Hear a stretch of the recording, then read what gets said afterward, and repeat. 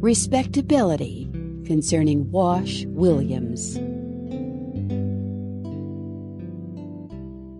If you have lived in cities and have walked in the park on a summer afternoon, you have perhaps seen, blinking in the corner of his iron cage, a huge, grotesque kind of monkey, a creature with ugly, sagging, hairless skin below his eyes and a bright purple underbody. This monkey is a true monster. In the completeness of his ugliness, he achieved a kind of perverted beauty. Children stopping before the cage are fascinated. Men turn away with an air of disgust, and women linger for a moment, trying perhaps to remember which one of their male acquaintances the thing in some faint way resembles. Had you been, in the earlier years of your life, a citizen of the village of Winesburg, Ohio, there would have been for you no mystery in regard to the beast in his cage. It is like Wash Williams, you would have said. As he sits in the corner there, the beast is exactly like old Wash sitting on the grass in the station yard on a summer evening after he's closed his office for the night. Wash Williams, the telegraph operator of Winesburg, was the ugliest thing in town. His girth was immense, his neck thin, his legs feeble. He was dirty. Everything about him was unclean. Even the whites of his eyes looked soiled. I go too fast. Not everything about Wash was unclean. He took care of his hands. His fingers were fat, but there was something sensitive and shapely in the hand that lay on the table by the instrument in the telegraph office. In his youth, Wash Williams had been called the best telegraph operator in the state, and in despite of his degradement to the obscure office at Winesburg, he was still proud of his ability.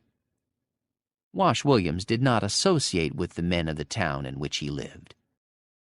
"I'll have nothing to do with them." He looked with bleary eyes at the men who walked along the station platform past the telegraph office. Up along Main Street he went in the evening to Ed Griffith's saloon, and after drinking unbelievable quantities of beer, staggered off to his room in the new Willard house and to his bed for the night. Wash Williams was a man of courage. A thing had happened to him that made him hate life, and he hated it wholeheartedly, with the abandon of a poet. First of all, he hated women. He called them bitches. His feeling toward men was somewhat different. He pitied them. Does not every man let his life be managed for him by some bitch or another? In Winesburg, no attention was paid to Wash Williams and his hatred of his fellows. Once Mrs. White, the banker's wife, complained to the telegraph company, saying that the office in Winesburg was dirty and smelled abominably, but nothing came of her complaint. Here and there a man respected the operator. Instinctively, the man felt in him a glowing resentment of something that he had not the courage to resent. When Wash walked through the streets, such a one had an instinct to pay him homage, to raise his hat, or to bow before him. The superintendent, who had supervision over the telegraph operators on the railroad that went through Winesburg, felt that way. He had put Wash into the obscure office at Winesburg to avoid discharging him, and he meant to keep him there. When he received the letter of complaint from the banker's wife, he tore it up and laughed unpleasantly. For some reason, he thought of his own wife as he tore up the letter. Wash Williams once had a wife.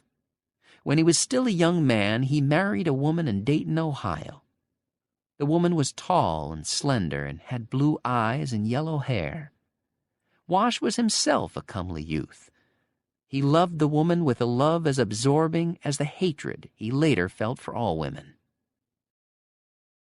In all of Winesburg, there was but one person who knew the story of the thing that had made ugly the person and character of Wash Williams. He once told the story to George Willard, and the telling of the tale came about in this way. The young man was not in love with the woman, who, in fact, had a suitor who worked as a bartender in Ed Griffith's saloon, but as they walked about under the trees, they occasionally embraced. The night and their own thoughts had aroused something in them. As they were returning to Main Street, they passed the little lawn beside the railroad station and saw Wash Williams apparently asleep on the grass beneath a tree. On the next evening, the operator and George Willard walked out together. Down the railroad they went and sat on a pile of decayed railroad ties beside the tracks. It was then that the operator told the young reporter his story of hate. Perhaps a dozen times George Willard and the strange, shapeless man who lived at his father's hotel had been on a point of talking. The young man looked at the hideous, leering face staring at the hotel dining room and was consumed with curiosity. Something he saw lurking in the staring eyes told him that the man who had nothing to say to others had nevertheless something to say to him. On the pile of railroad ties on the summer evening, he waited expectantly. When the operator remained silent and seemed to have changed his mind about talking, he tried to make conversation. He began, "Were you ever married, Mr. Williams? I suppose you were and your wife is dead. Is that it?" Wash Williams spat forth a succession of vile oaths. "Yes, she is dead. She is dead as all women are dead. She is a living, dead thing, walking in the sight of men and making the earth foul by her presence." Staring into the boy's eyes, the man became purple with rage. "Don't have fool notions in your head. My wife, she's dead, yes, surely. I tell you all women are dead. My mother, your mother, that tall, dark woman who works in the millinery store and with whom I saw you walking about yesterday, all of them. They're all dead. I'll tell you there's something rotten about them. I was married, sure. My wife was dead before she married me. She was a foul thing come out a woman more foul. She was a thing sent to make life unbearable to me. I was a fool, do you see, as you are now, and so I married this woman. I would like to see men begin a little to understand women. They are sent to prevent men from making the world worthwhile. It's a trick of nature. Ugh! They are creeping, crawling, squirming things. They with their soft hands and their blue eyes. The sight of a woman sickens me. Why I don't kill every woman I see, I don't know." Half frightened and yet fascinated by the light burning in the eyes of the hideous old man, George Willard listened, afire with curiosity. Darkness came on, and he leaned forward, trying to see the face of the man who talked. When, in the gathering darkness, he could no longer see the purple, bloated face and the burning eyes, a curious fancy came to him. Wash Williams talked in low, even tones that made his words seem the more terrible. In the darkness, the young reporter found himself imagining that he sat on the railroad ties beside a comely young man with black hair and black shining eyes. There was something almost beautiful in the voice of Wash Williams the hideous, telling his story of hate. The telegraph operator of Winesburg, sitting in the darkness on the railroad ties, had become a poet. Hatred had raised him to that elevation.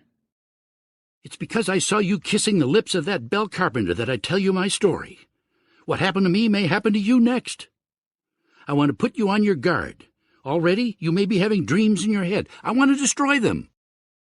Wash Williams began telling the story of his married life with a tall blonde girl with the blue eyes, whom he had met when he was a young operator at Dayton, Ohio.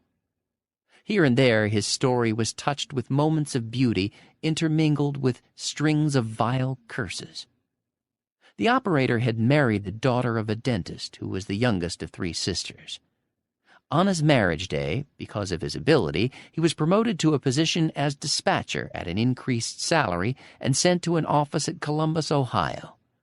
There he settled down with his young wife and began buying a house on the installment plan. The young telegraph operator was madly in love. With a kind of religious fervor, he managed to go through the pitfalls of his youth and to remain virginal until after his marriage.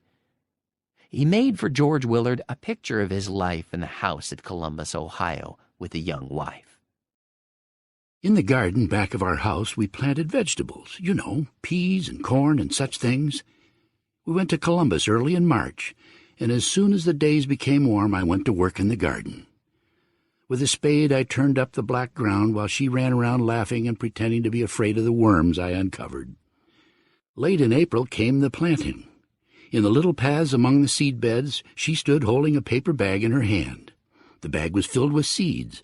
A few at a time she handed me the seeds that I might thrust them into the warm, soft ground. For a moment there was a catch in the voice of the man talking in the darkness. I loved her. I don't claim not to be a fool. I love her yet. There in the dusk in the spring evening, I crawled along the black ground to her feet and grovelled before her. I kissed her shoes and the ankles above her shoes. When the hem of her garment touched my face, I trembled. When after 2 years of that life I found she had managed to acquire 3 other lovers who came regularly to our house when I was away at work, I didn't want to touch them or her. I just sent her home to her mother and said nothing. There was nothing to say. I had $400 in the bank, and I gave her that. I didn't ask her reasons. I didn't say anything. When she had gone, I cried like a silly boy. Pretty soon I had a chance to sell the house, and I sent that money to her.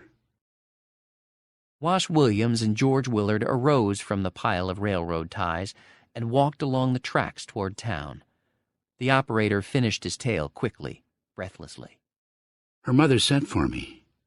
She wrote me a letter and asked me to come to their house in Dayton. When I got there, it was evening about this time.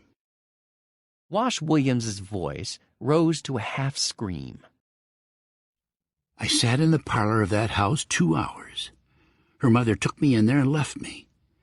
Their house was stylish. They were what is called respectable people.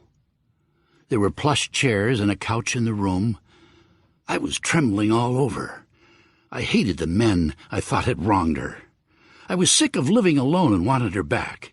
The longer I waited, the more raw and tender I became. I thought if she came and just touched me with her hand, I would perhaps faint away. I ached to forgive and forget. Wash Williams stopped and stood at George Willard. The boy's body shook as from a chill. Again the man's voice became soft and low. He went on. She came into the room naked. Her mother did that. While I sat there, she was taking the girl's clothes off, perhaps coaxing her to do it.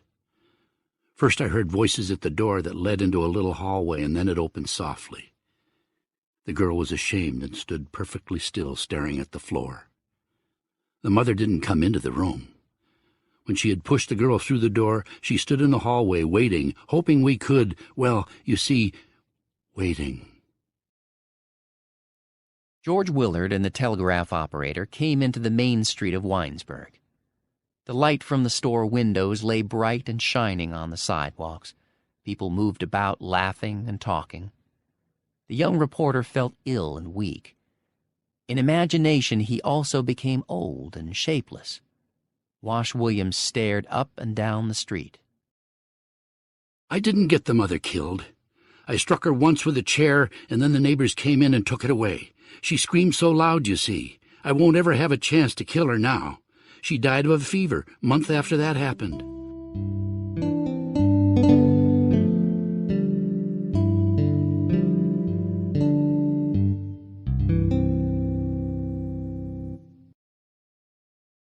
Thank you for watching the video. Subscribe to hear more great stories.